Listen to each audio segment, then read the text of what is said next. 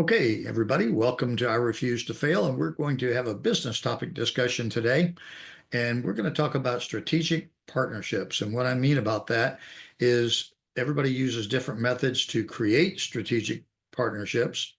I don't know how often that once they create them how often they use them, but I really feel that if you're going to network, that is the ideal opportunity to create strategic partnerships with people. In other words, find people that want to keep you top of mind and you keep them top of mind.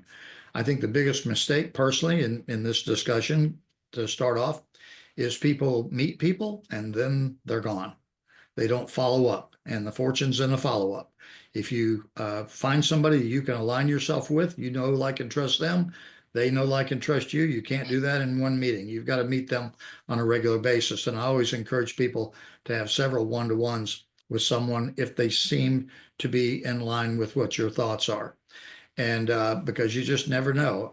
I created the I Refuse to Fail partnership for that very reason.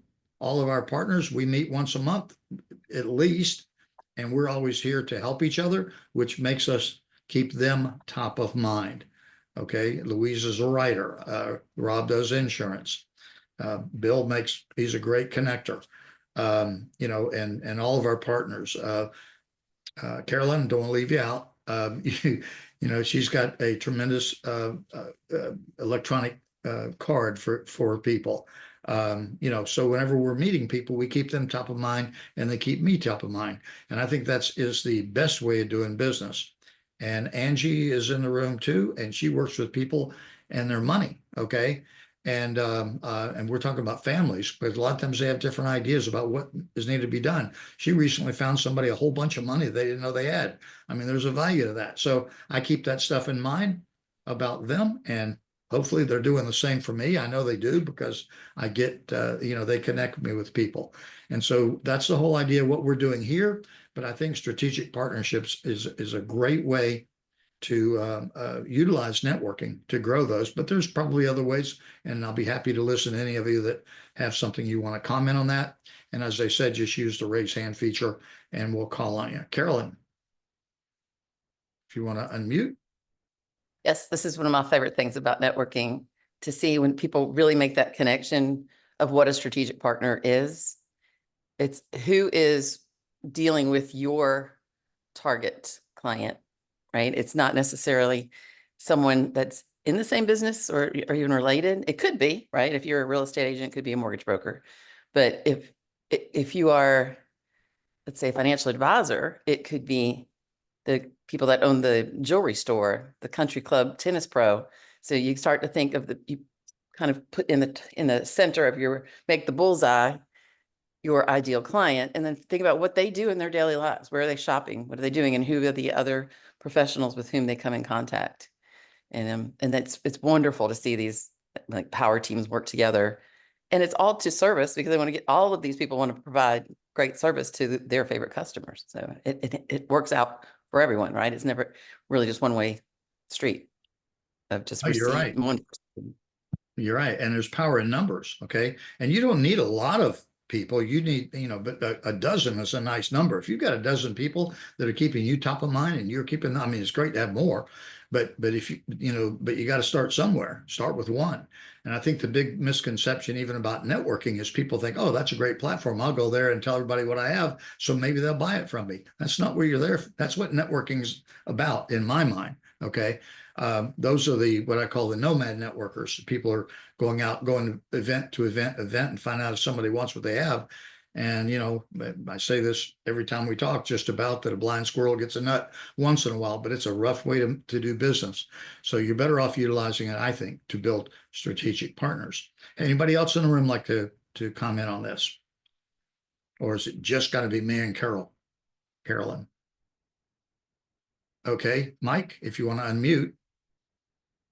Light is hung up there, the microphone's plugged in, and I did it without a joint venture or a strategic partner.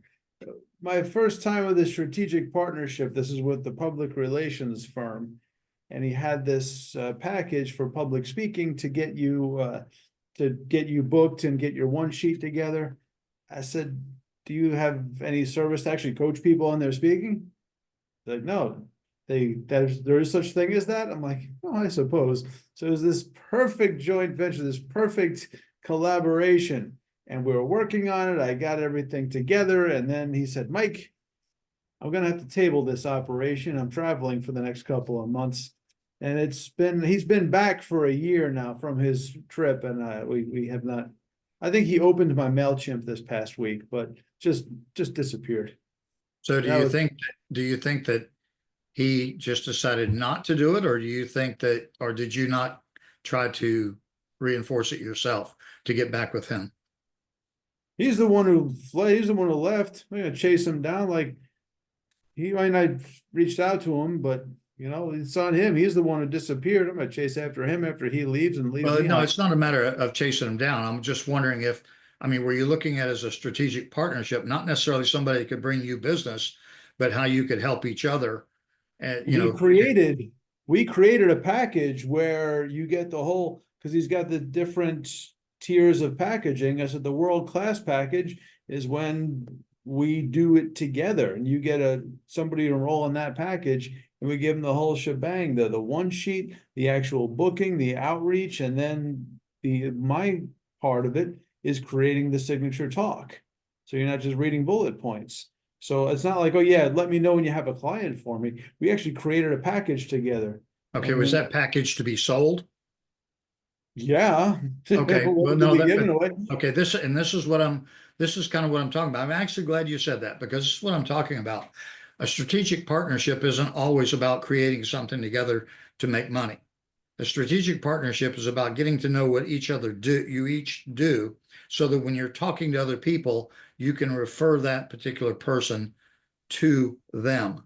You can refer to that person can refer to you. So it's almost like having a friendship, okay, with somebody, not necessarily a business relationship where you're saying, hey, I know this great person and you ought to meet them, okay?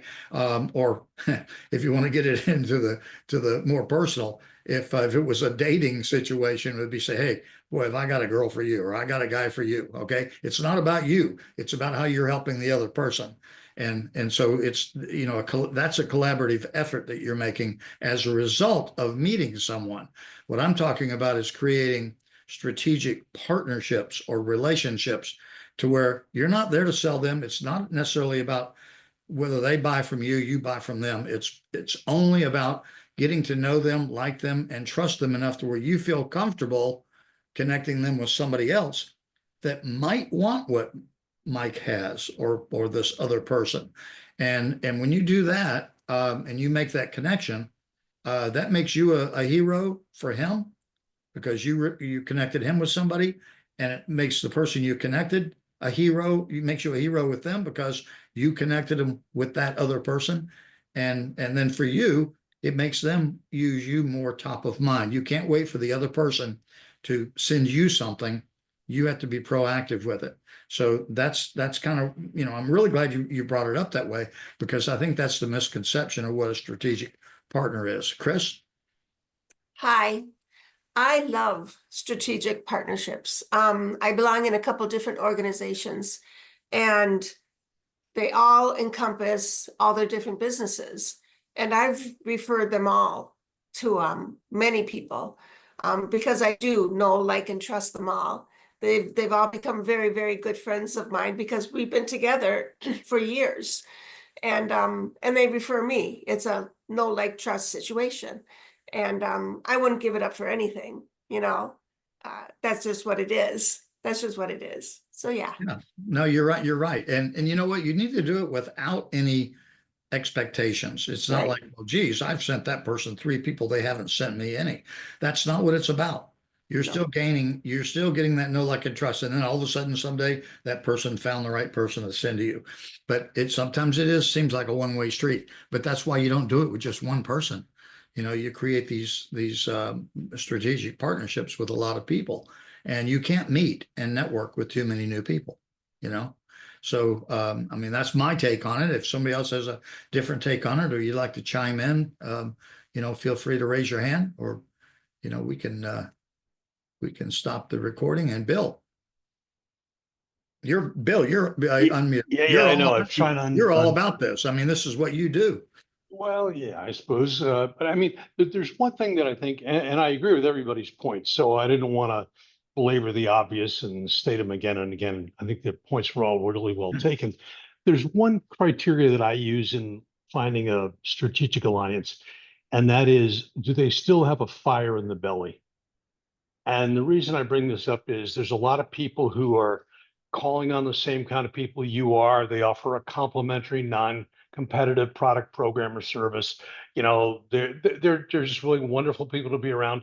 But they start seemingly thinking more about their retirement planning. They're going to be in, Mexico or Cabo, and it's almost like, if you're not putting as much energy into this as I am, it's going to become unbalanced and it'll break up at some point. So a fire in the belly is a characteristic that I've come to learn I need to find. Everything else can be fine, but if I don't have the fire in the belly and they're more interested in growing their business or practice than they are in, getting out of it and getting on with something else, it's just I know where the writing on the wall is leading and it ain't pretty. So I try to head those off early on, but that's a characteristic I didn't hear. And I think if you are looking at entering into a relationship, test the mettle of the individual that you're talking to and see if they're as committed as you are. It's like a marriage, right? If you're not into it as much as the other person, one of you may enjoy it, but one of you is going to get out of it, and then you're both out of it too. So anyway, Yeah, just a thought. no, I agree with you. In fact, I mean, I think you need to set your own parameters of what you're looking for, but it's like I tell people, I mean, I like people who have an I refuse to fail attitude. Failure is not an option. I want people that are looking to win, that, regardless. I mean, you can make mistakes, fall, whatever, but you better have an attitude that you're going to do it. Otherwise, I can't help you. I got nothing for you. And it's the same thing in my consulting. I tell everybody when I first talk to them, I say, look, I can help. Hopefully I can help you in your business, but your business means nothing to me. I want to know more about you, where your mindset is. And not only, even if I can't help them in their business, maybe we can become strategic partners and I can help them in that area or another way. Maybe it isn't directly related to their business. So yeah, Bill, I agree with you 100%. Everybody's got to create what their own litmus is for that. Diane? Follows what Bill was saying. I think the single biggest thing in strategic partnerships that gets missed is the discussion up front about the exit plan. What's it look like if this doesn't work? What's it look like if it does work? What are your goals in 6 months? How do those compare to mine? I think the questions that we're so excited to get one going, get a relationship started, that we don't think about leaving it. And I think leaving it is way more important than starting it, because then you have a better understanding. Then those things that Bill's talking about will come out.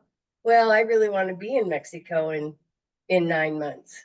And I'm thinking, 9 months? I need 5 years before this thing really gets off the ground.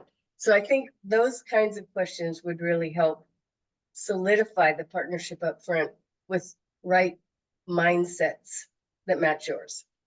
Okay. All right. Carolyn? And there might be somebody that's just getting into business. And what is the strategic partnership and what is networking? They are not the same thing. You can find your strategic partners while you're networking, but networking, I used to try not to let it show immediately when someone would say, oh, everyone was so nice. But yeah, there's no one in there that I can do that'll do business with me. You don't know who everyone else knows. And some of the best referrals come just because you take the time to get to know people. So not for anybody that might be getting kind of confused at all these, I've got to go networking. I need a strategic partnership. They were different. And networking is that's relationship building, getting to know people. And and everyone has something valuable for each other. So never say that I'll do anything for you. You are absolutely right. And everybody's guilty of this. I have been guilty of it. Okay. Is that we have a preconceived idea. Somebody says, I want to have a one-to-one with you. And I say, oh my gosh, this person I have nothing in common with, right? I have been fooled so many times that person was better than the person that I said, oh, I can't wait to meet with them, right? And I found out they were a dog, and and the person that I thought might have been, it was like fantastic, okay? Because you don't know what you don't know. And until you talk with somebody, you don't know who they work with. I used the example of before, I think, of said, oh, there's a janitor that comes to the meeting. So I'm not going to meet with a janitor. How do you know he doesn't work for the CEO of a major company that you could do business with? Meet with the janitor, meet with everybody you possibly can. And you might find out it's just a damn nice person that wants to help you and is going to send you business. It doesn't have to be about the business. It's about the people. Okay. So, and I can't stress that enough. Networking should be about creating those personal relationships with people and building those strategic alliances to help each other, period. In Anissa. In my market, we don't wear signs on us that say, hey, I'm a survivor, and for most people, they do or they don't know people in their circle who are survivors. So when I am meeting with someone, I know that this is a long-term thing, and I might give them tons of referrals. And then one day I get one back because they've come across someone. And so I know that when I'm kind of getting into that relationship with someone, I know that this could potentially be long-term for me to receive something in return. And I'm okay with that because I get to meet amazing people. I get to know that these people will take care of people that I have referred to them. And so it's a relationship. And the people that I refer, I know that they're going to be well taken care of. So, it's not always about how many people are they going to send your way. It's about doing people with you, sending your trusted circle to people that will be well taken care of. And that takes a relationship to know that. That's not something you get from a one-off, one-on-one. So you got to put the time in. Yep, I agree with you. And I still think it goes right back to, and that's why I used the Zig Ziglar saying back there, you can have everything in life you want if you'll just help enough other people get what they want. Well, when you're creating that strategic relationship, if you're helping other people, you're going to end up having a good relationship because you're going to become very memorable. Okay. And you're going to be known, liked, and trusted, that they will feel quite comfortable in helping you. And, it's like having a team of people, unpaid salespeople for you, really, that are out there, thinking about you. They're always top of mind, but you can't do it once. This is a marathon, not a sprint. And networking, honestly, is, and building strategic partnerships. It's simple, but it's not easy. Okay. You've got to work at it just like you do anything else. Okay. Somebody else have anything they want to add? I thought I saw another hand, but maybe it went down. I don't know. Okay. Well, all right. Well, I think we covered most everything. I hope, that it was good for everybody else in the room to hear. And hopefully maybe if somebody else watches this video that we've recorded, maybe it'll help them a little bit. Maybe it'll help them understand networking a little better. Maybe it'll help them understand, the reason why having a strategic partner is or partnership with people is so powerful, or how powerful it can be. But what we're going to do is we're going to post this on our new connections directory, connectionsdirectory.com. It'll be under the podcast area. We've got a lot of conversations on there right now. So if you haven't checked that out, feel free to do so. And we'll also put it on our I Refuse to Fail YouTube channel. And we'll be posting it. Also, we're going to post a lot of these on LinkedIn. And feel free to do the same. If you like this type of thing, post our conversations on your LinkedIn. It gives us a little bit more exposure, and you're helping other people by providing non-sales type information. So with that said, I appreciate everybody that gave us input today, and I'm going to stop the recording.